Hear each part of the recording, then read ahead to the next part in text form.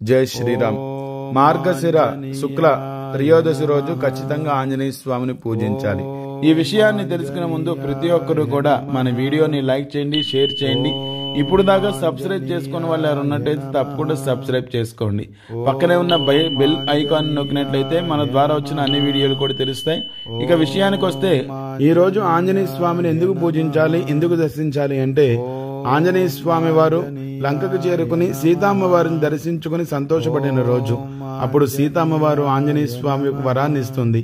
హనుమా, నిన్ను ఎవరైతే మార్గశిర శుద్ధ త్రయోదశి రోజు పూజిస్తారో, ఎవరైతే దర్శిస్తారో వారికి ఉన్నటువంటి కష్టాలన్నీ కూడా పోగొట్టాలి, వాళ్ళకి పరిపూర్ణమైనటువంటి అనుగ్రహాన్ని అందించాలని చెప్పి సీతమ్మ వారు తెలియజేయటం వలన ఆ రోజు నుంచి ఎవరైతే ఆంజనేయ స్వామి వారిని ఈ రోజు దర్శిస్తారో, పూజిస్తారో వారికి నరదృష్టి, గ్రహ దృష్టి అన్ని కూడా తొలగిపోతాయి. కాబట్టి ఈ వీడియో ప్రతి ఒక్కరు కూడా లైక్ చేయండి, షేర్ చేయండి, తప్పకుండా కామెంట్ చేయండి.